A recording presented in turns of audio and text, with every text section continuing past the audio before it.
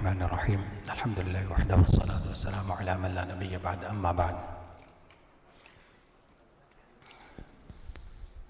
یہ ماشاءاللہ بڑی خوش آئند بات ہے کہ سوال کے جوابات جو ہے ٹیکسٹ کے ذریعے آ رہے ہیں اور لوگوں نے اس بات کو کنفرم کیا ہے کہ بھئی یہ گوگل کا جواب نہیں ہے، انہوں نے پڑھ کے دیکھا ہے اور پڑھ کے دیکھ کے انہوں نے جو ہے کاؤنٹ کر کے جواب دیا ہے۔ میرا مقصد بھی یہی تھا۔ اللہ تعالیٰ آپ لوگوں کو جزائے خیر دے، آپ لوگوں کی کوشش کو قبول فرمائے اور اس بہانے اللہ تبارک و تعالیٰ ہمارے تعلق کو قرآن مجید سے اور قوی فرما دے، کیونکہ بھائی یہی ایک ایسا تعلق ہے جو آخر وقت تک باقی رہنا ہے، بلکہ اس کے بعد بھی باقی رہنا ہے۔ روایتوں میں آتا ہے، بڑا عجیب منظر ہے کہ جو آدمی قرآن سے تعلق رکھتا ہے، رات دن قرآن کی تلاوت کرتا ہے اور قرآن سے اپنا جوڑ رکھتا ہے، اس کے بارے میں آتا ہے کہ روایتوں میں کہ جب اس کا انتقال ہوتا ہے تو اس کے ساتھ کفن میں ایک خوبصورت سی شکل، نورانی شکل اس کے ساتھ ہوتی ہے، کفن ہی میں یہاں سے شروع ہو جاتی ہے تو پھر وہ اس کے ساتھ ہوتی ہے، قبر میں بھی اس کے ساتھ ہوتی ہے۔ جب منکر نکیر آتے ہیں اس کو ہٹانا چاہتے ہیں تو وہ کہتا ہے کہ بھئی نہیں، میں نہیں ہٹوں گا۔ تو پوچھا جاتا ہے بھئی کون ہے؟ تو میں کہا یہ قرآن ہوں میں۔ وہ کہے گا میں قرآن ہوں۔ اور کہتے ہیں بھئی ہم اپنا کام کرنا ہے۔ وہ کہتا ہے تمہیں جو کام کرنا ہے کر لو، سوالات کرنے ہیں سوالات کر لو اس سے، میں یہیں کھڑا ہوں۔ اندازہ لگائیے کتنی بڑی سعادت کی بات ہے، کتنی بڑی سعادت کی بات ہے، اور اللہ تبارک و تعالیٰ نے یہ نعمت ہمیں دے رکھی ہے، صرف اللہ اس کی ہمیں قدردانی نصیب فرما دے۔ بات آگے سورہ حج کی ہے۔ سورہ حج، آپ لوگوں سے پھر ایک چھوٹا سا سوال کروں گا، لیکن آپ لوگ کہیں گے بھئی روز ہی ہوم ورک دے دیتے ہیں کچھ نہ کچھ، کیا کروں؟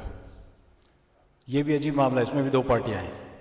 بعض کو ہوم ورک اچھا لگتا ہے، بعض کہتے ہیں کہ بھئی تنگ مت کیا کیجئے آپ، دونوں ہی ہے، کیا کروں میں، کبھی ان کی سنتا ہوں کبھی ان کی۔ تو آج بہت ہلکا سا یہ ہوم ورک ہے، میرا خیال انشاءاللہ کوئی مشکل نہیں ہے۔ آپ لوگ یہ دیکھ کے آئیں کہ کتنی صورتیں ایسی ہیں کہ جن کے نام ارکان اسلام پر رکھے گئے ہیں۔ قرآن میں کتنی صورتیں ایسی ہیں کہ جن کے نام ارکان اسلام پہ رکھے گئے ہیں۔ سوال سمجھ آ گیا انشاءاللہ؟ تو آگے سورہ حج، یہ حج کا سورہ، اس میں اللہ تبارک و تعالیٰ نے آگے چل کر حج کے بارے میں بیان فرمایا کہ سیدنا ابراہیم علیہ السلام کے ذریعے اللہ نے اس کی ندا لگائی، وَأَذِّن فِي النَّاسِ بِالْحَجِّ يَأْتُوكَ رِجَالًا وَعَلَىٰ كُلِّ ضَامِرٍ يَأْتِينَ مِن كُلِّ فَجٍّ عَمِيقٍ۔ یہاں سے اللہ تبارک و تعالیٰ نے، لیکن یہ سورت شروع ہوتی ہے بڑے عجیب انداز میں، ایک عجیب انداز ہے اس کا۔ اس سورت کو اللہ تبارک و تعالیٰ نے شروع فرمایا ہے، یا ایھا الناس اتقوا ربکم ان زلزلۃ الساعۃ شیء عظیم۔ آپ دیکھیں کہ اللہ تبارک و تعالیٰ قیامت کا منظر کھینچتے ہیں، قیامت کے منظر سے بات شروع کی ہے، اور بڑی عجیب انداز میں کیسے دہشت ناک منظر ہوگا وہ، اور کیسے زلزلے کے ساتھ جو ہے نا قیامت آئے گی، اور اس وقت لوگوں کی کیا کیفیت ہوگی کہ کیسے جو ہے نا ماں اپنے بچے کو بھول جائے گی، دودھ پلانے والی اپنے بچے کو بھول جائے گی، حاملہ کے حمل گر جائیں گے، اور کیا منظر ہوگا، اور ایسے لگے گا کہ لوگ نشے میں ہیں۔ اللہ فرماتے ہیں وما ہم بسکارا، حالانکہ وہ نشے میں نہیں ہیں۔ یہ اس وقت کا اللہ تبارک و تعالیٰ نے ایک منظر کھینچا ہے یہاں پہ۔ اس کے بعد اللہ نے انسان کی تخلیق بیان کی کہ کس طرح ہم نے اس کو مٹی سے، پھر نطفے سے، پھر اس کے بعد کن مراحل سے گزار کر اس کو انسان بنایا۔ اللہ تبارک و تعالیٰ نے اس کا منظر بیان فرمایا۔ پھر اس کے فوری بعد اللہ تبارک و تعالیٰ انسان کا ذکر فرماتے ہیں اس کو قبر سے اٹھایا جائے گا، یہ مر جائے گا، پھر اس کے بعد اس کو قبروں سے اٹھایا جائے گا۔ عجیب اللہ تبارک و تعالیٰ نے اس صورت کا منظر رکھا ہے۔ اب سوال یہ پیدا ہوتا ہے کہ قیامت کا منظر، انسان کی پیدائش کا منظر، قبر سے اٹھائے جانے کا منظر، اس کا تعلق حج کے ساتھ کیا ہے؟ یہ ہے اصل دیکھنے کی چیز۔ تو اللہ تبارک و تعالیٰ نے اس صورت میں جو حج کے ساتھ اس کا جو جوڑ رکھا ہے وہ یہ کہ اگر آپ حج کی عبادت کو دیکھیں شروع سے لے کر آخر تک، یہی سارے مناظر وہاں بھی آپ کو دہرائے جاتے ہیں دوسرے انداز میں۔ حج کا منظر بھی قیامت کا منظر ہوتا ہے۔ آپ نے دیکھا ہوگا جب آپ احرام پہن لیتے ہیں تو آپ نے کفن پہن لیا، اب آپ یہاں سے چلے، اب اس کے بعد آپ جو مراحل ہیں، جو مناظر ہیں، اور بھی کس طریقے سے پھر عرفات میں جمع ہوتے ہیں، ایسے ہی ہے جیسے میدان حشر میں سارے جمع ہیں۔ اور پھر اس کے بعد انسان ایک دو دن کے بعد وہاں کی جو بھاگ دوڑ ہوتی ہے، اس کے بعد مزدلفہ پہنچتا ہے، پھر رات اس کی گزرتی نہیں گزرتی ہے۔ یہ رات کا منظر جو ہے نا بالکل ایسے ہی ہوتا ہے جیسے کہ اب آپ کے صبح آپ کا حساب کتاب ہونا ہے، آپ کہتے ہیں بھئی یہ رات جیسے تیسی کر کے گزار لو۔ وہاں بہت سی مرتبہ آدمی سو بھی نہیں پاتا ہے، اس کو اتنا وقت بھی نہیں ملتا، جگہ بھی نہیں ملتی. انسان کہتا ہے ٹھیک ہے کل جانا ہے. پھر کل سے جو اس کا دن شروع ہوتا ہے، جو بزی دن شروع ہوتا ہے، یہ سارے مناظر کو اگر آپ دیکھیں تو اس کو ایسے ہی لگتا ہے کہ بھئی مزدلفہ کی رات گزارنے کے بعد اس کو ایسے ہی لگتا ہے جیسے کہ وہ قبر سے اٹھ رہا ہے. یعنی مطلب یہ کہ کچھ ہوش ہی نہیں ہے، اب بھاگ رہا ہے. اس کو جو کام ہے اس کے اس دن کے 10ویں تاریخ کے جو کام ہے اس کے اوپر وہ سارے کام اس نے ادا کرنے. تو یہ اللہ تبارک و تعالیٰ نے اس میں ایک منظر ہلکا سا یہاں پہ کھینچا ہے. اور اسی ضمن میں ایک آیت اللہ تبارک و تعالیٰ نے بیان فرمائی ہے. اس آیت پہ جب ہم گزرتے ہیں تو اس کو غور کرنے کی ضرورت ہوتی ہے کہ اللہ کیا فرماتے ہیں. لَن يَنَالَ اللَّهَ لُحُومُهَا وَلَا دِمَاؤُهَا وَلَكِنْ يَنَالُهُ التَّقْوَى مِنْكُمْ. اللہ فرماتے ہیں کہ یہ جو تم قربانی کرتے ہو یا ہمارے نام پر جو جانور کاٹتے ہو، اس کا معاملہ، اس کے بارے میں اللہ تبارک و تعالیٰ فرماتے ہیں اس کا گوشت اور اس کا خون، یہ کوئی چیز ہمارے پاس نہیں پہنچتی. اس کا گوشت اور خون ہمارے پاس نہیں پہنچتی. اللہ تبارک و تعالیٰ نے اس کے ذریعے سے ہمارے عقیدے کی اصلاح فرمائی ہے. اور اگر ہمارے انٹلیکچل جی پی ایس ہمارا اگر ٹیڑھا ہو تو اللہ نے اس کا رخ صحیح کیا ہے اس میں.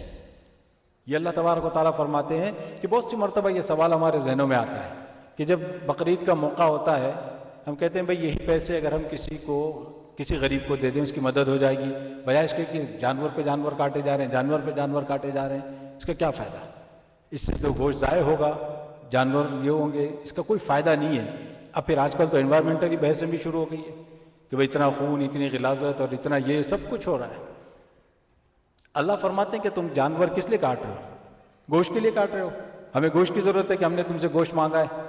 اللہ فرماتے ہیں کہ ہم نے تم سے خون مانگا ہے؟ کچھ بھی نہیں. اللہ فرماتے ہیں صرف تمہارے تقویٰ کو چیک کرنا ہے کہ تم اللہ کے حکم کے سامنے سر تسلیم خم کرتے ہو کہ نہیں. تمہاری حیثیت کیا ہے اللہ کے حکم کے سامنے؟ اللہ تبارک و تعالیٰ صرف یہ فرماتے ہیں کہ صرف یہ دیکھنا ہے.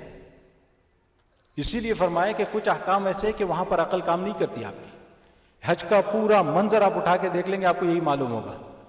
حج میں آپ کہیں گے کہ بھئی یہ 9ویں کے دن ہم یہاں کیا کر رہے ہیں؟ عرفات میں بیٹھے ہیں، سارا دن گزار رہے ہیں، اور پھر اس کے بعد دیکھیں تو آپ کو وہاں سے نکل جانا ہے مغرب کے بعد. پھر آپ کو مزدلفہ بھی پہنچنا ہے، مزدلفہ کے بعد اگلے دن آپ کو یہ کرنے ہیں، پھر کنکریاں مارنی ہے. کچھ پتہ نہیں کیا ہو رہا ہے. لاجک کام نہیں کرتی وہاں پہ. حج کا پورا منظر یہی ہے. اللہ تبارک و تعالیٰ نے ہمیں یہ سبق دیا ہے کہ وہاں لاجک کام نہیں کرتی، صرف اللہ کے حکم کے سامنے سر تسلیم خم کرنا ہے انسان. یہ جو ہے سورہ حج کے اندر اللہ تبارک و تعالیٰ نے، اور سورہ حج کا آخری رکوع میرے فیورٹ رکوعوں میں سے ہے. اگر آپ کو وقت ملے تو اس کو دیکھ لیجئے، اس کو پڑھ لیجئے. اس کی تفسیر اگر کہیں مل جائے، بہت ہی پیارا رکوع ہے. بلکہ اگر ہو سکے تو اس کو یاد کر لیجئے زبانی. بہت اچھا رکوع ہے ماشاءاللہ. اس میں توحید کی بھی تعلیم دی ہے، پھر اس امت کے فضائل بھی بیان کیے ہے، اس امت کا مقام اللہ تبارک و تعالیٰ نے اس میں بیان کیا ہے، اور بڑی ہدایتیں بھی دی ہیں. مختصر لیکن بہت جامع اللہ تبارک و تعالیٰ نے ہدایتیں اس میں بیان فرمائی ہیں.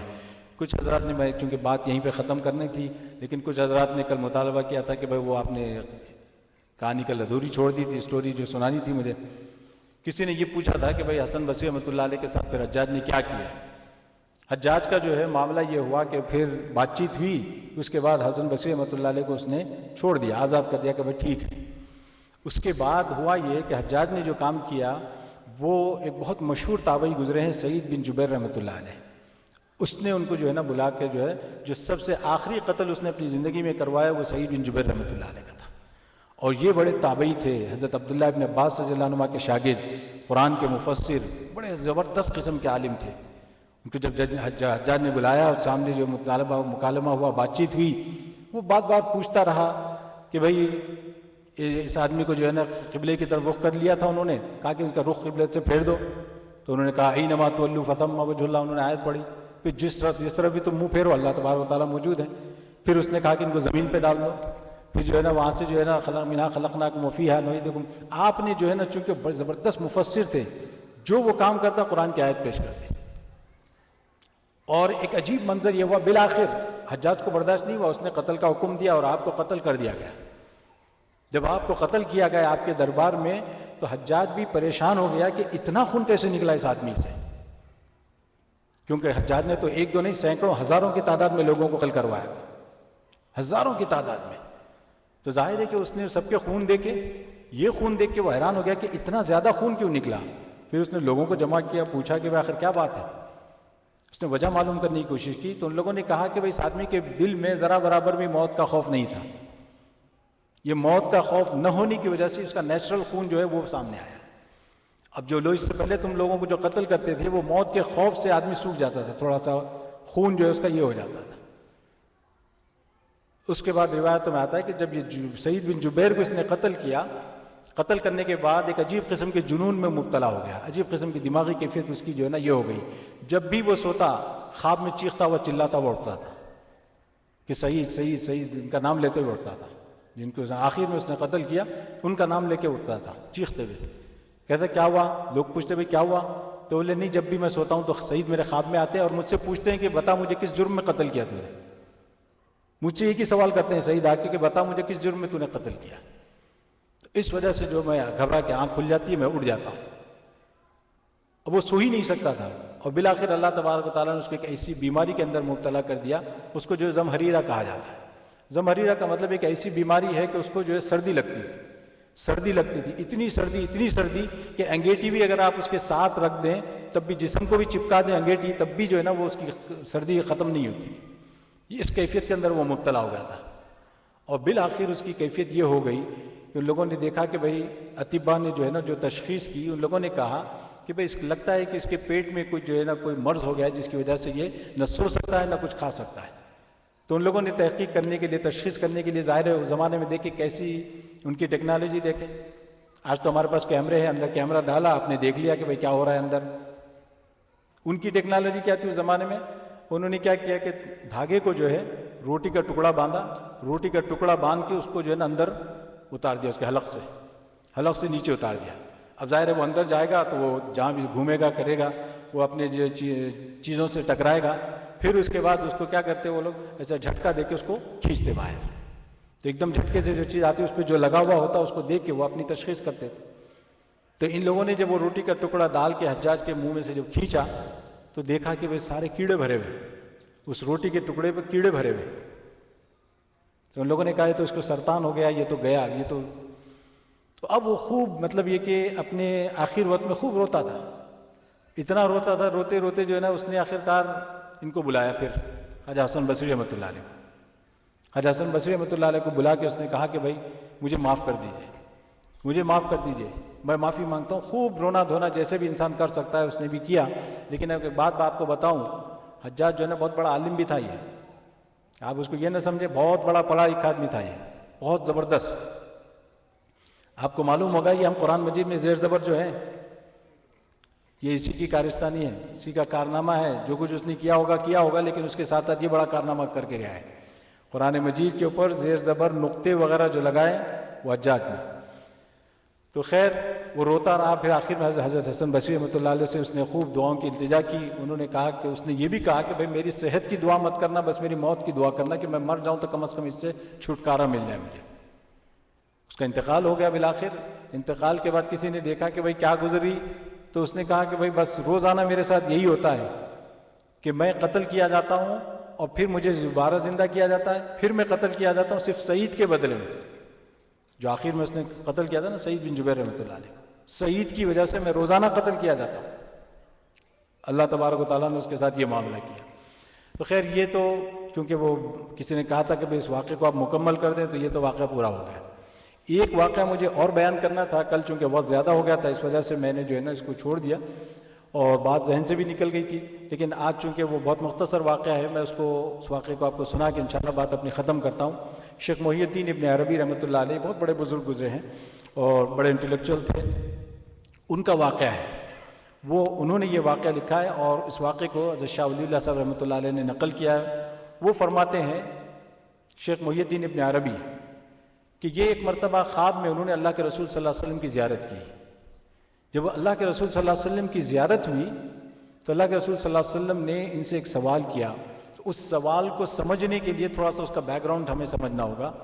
وہ بیک گراؤنڈ یہ تھا کہ شیخ محی الدین ابن عربی کے ایک شیخ تھے، شیخ ابو مدائن کے نام سے، ان کے پیر جو تھے ابو مدائن، ان کے پیر تھے۔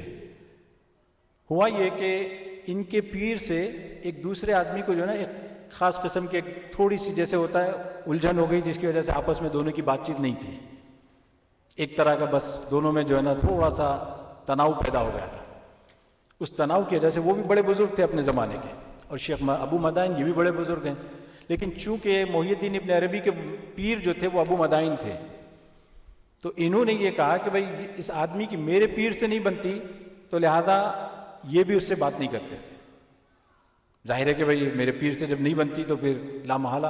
تو جیسے کہ میں نے کہا تھا نا آپ کو جو کیمپ بن جاتے ہیں انسانوں کے، ایسے انہوں نے کہا کہ یہ میرے شیخ کے کیمپ سے نہیں ہے، یہ بلکہ ان کے اپوزیشن میں ہے، تو اس وجہ سے ان کی اس سے نہیں بنتی تھی.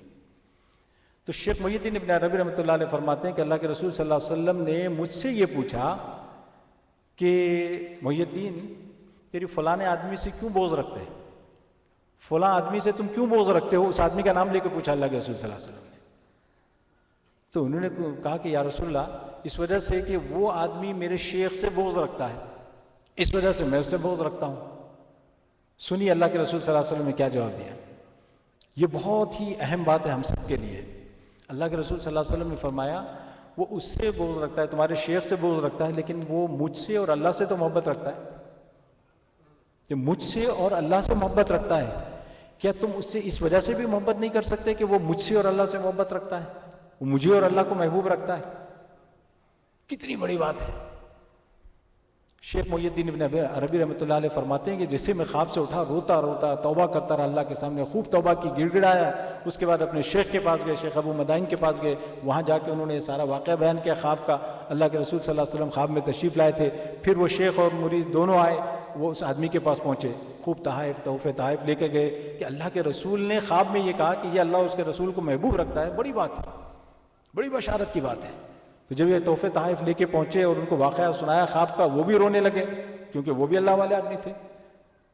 اب اس کے بعد سب کے بعد شکوے شکایتیں ختم ہوئی، گلے شکوے ختم ہوئے. اس کے بعد محی الدین ابن عربی رحمۃ اللہ علیہ فرماتے ہیں کہ بالآخر میں یہ جاننا چاہتا تھا کہ بالآخر اتنے بڑے بزرگ ابو مدائن اپنے وقت کے اتنے بڑے قطب کہ ان کے ساتھ تمہارے دل میں یہ بغض کیسے پیدا ہو گیا، کس چیز کی وجہ سے یہ بغض آ گیا، یہ بھی جاننا چاہتے تھے. ذرا یہ بتا دیجیے بغض کس وجہ سے آ گیا. اب آپ ہم سمجھیں کہ کوئی بہت بڑی بات ہوگی. کہا کہ بھائی بہت معمولی سی بات تھی. فرماتے ہیں کہ ایک مرتبہ میں ان کی مجلس میں بیٹھا ہوا تھا، میں وہیں پر تھا، بقرعید کا موقع تھا، یہ بکرے ان کے پاس آئے، یہ بکرے تقسیم کر رہے تھے، سب کو دیا، مجھے نہیں دیا. سب کو دیا، مجھے نہیں دیا. تو بس اس کی وجہ سے میرے دل میں جو ہے نا ایک تھوڑا سا یہ پیدا ہو گیا. فرماتے ہیں کہ بس اتنی سی بات تھی، اس کی وجہ سے دل میں تھوڑی سی کدورت آ گئی، جس کی وجہ سے جو ہے نا اللہ کے رسول صلی اللہ علیہ وسلم خواب میں تشریف لا کر جو ہے نا اس کی اصلاح فرما رہے ہیں. یہ ہم سب کے لیے سمجھنے کے لیے بڑا واقعہ ہے اور بڑی عبرت کی بات ہے اس میں کہ یہ جو ہے اگر آپس میں کسی کی یہ نہ ہو تو ہم جو ہے کیمپنگ نہ کریں کہ یہ فلانے کیمپ کا، یہ فلانے کیمپ کا. اور ہمیشہ اگر کبھی آپ کو ایسی کوئی چیز سامنے بھی آتی ہے تو آپ کسی کی بھی ہو اچھائی پہ نظر رکھیں. برائی کس میں نہیں ہے، خامی کس میں نہیں ہے، کمی کس میں نہیں ہے. تو اسی لیے ہمیشہ جس آدمی کی اچھائی کو اگر آپ سامنے رکھیں گے تو انشاءاللہ یہ جو اختلافات ہیں اور یہ پھر ہماری جو ایک دوسرے سے نفرتیں ہیں یہ کم ہو جائیں گی. اور اگر ہم دعا کرتے رہیں گے اس سلسلے میں کوشش کریں تو انشاءاللہ یہ ختم بھی ہو جائیں گی. اللہ تبارک و تعالیٰ سے دعا ہے کہ اللہ تبارک و تعالیٰ ہمارے دلوں کی صفائی فرمائے اور اللہ تبارک و تعالیٰ ہمارے اندر سچی اور پکی محبت پیدا فرمائے. وآخر دعوانا الحمدللہ رب العالمین.